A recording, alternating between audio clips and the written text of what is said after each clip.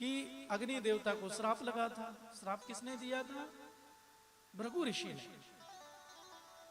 क्योंकि पुलोमा नाम का दैत्य जो है उसने भृगु ऋषि की पत्नी जिसका नाम पुलोमा था उसका हरण कर लिया था। और जैसे ही हरण कर लिया था तो पुलोमा आगे तक गई। ये गर्भवती थी तो तुरंत बालक ने जन्म लिया।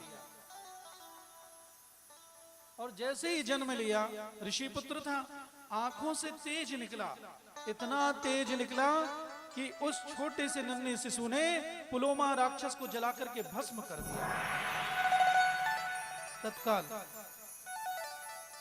इस पुत्र का नाम आगे चल के हुआ च्यवन।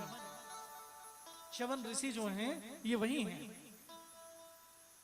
अब पुलोमा गई, बताया कि इस राक्षस ने हरण करके ले गया था। इसलिए आपको कहा था हमने कि कभी भी बच्चा शरारत करे उसे कभी ऐसा नहीं कहना चाहिए कि तू ज्यादा शरारत करेगा ना तो बाबा पकड़ करके ले जाएगा। कई कहते हैं ना, कुछ तो पंडित जी को ही बाबा बना देते हैं। तो देखो ज्यादा यदि तुम शरारत करोगे तो ये पंडित जी के साथ हम तुमको पहुंचा देंगे, थैले में भर करके ले जा लेंगे तुमको। आप लोग तो नहीं कहते ऐसा? तो ऐसा नहीं कहना चाहिए, क्योंकि पुलोमा के पिताजी ने ऐसे ही कहा था। जिस कारण से क्या हुआ, पुलोमा नाम के राक्षस ने हरण कर लिया था। वो तो यदि संतान नहीं होती तेजस्वी तो पुलोमा राक्षस तो हरण करके ले जा ही चुका था। तो ये जो च्यवन ऋषि थे इनका आगे चल के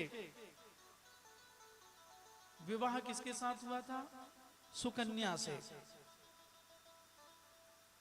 क्योंकि सुकन्या ने क्या किया था, जब च्यवन ऋषि तपस्या में लीन थे तो इनके पूरे शरीर में दीमक लग गई थी,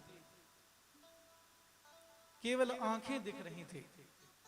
इसने सोचा कि ये तो चमकीली चमकीली कंचियां कहां से आ गई। कंचे जानते हैं आप? छोटे बच्चे खेलते हैं। तो इसने एक सिलाई उठाई, लकड़ी की सिलाई, एक तो वो भी होती है जिससे आप स्वेटर बुनते हैं, उसी प्रकार की उठाई और सोचा कि कंची खेलने के लिए ये कंचियों को निकाल लूं। और जैसे ही अंदर डाल करके निकालने लगी, महाराज जी की दोनों आंखें गोविंदाय नमो नमः फूट गई।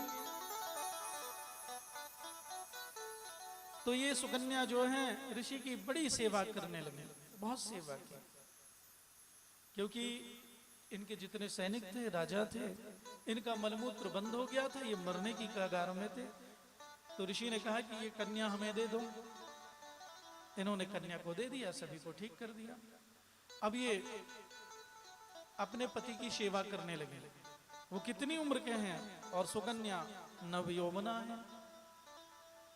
एक दिन की बात, ये जल भरने के लिए गई नदी में, तो वहां पर ये अश्वनी कुमार सूर्य भगवान के कौन है?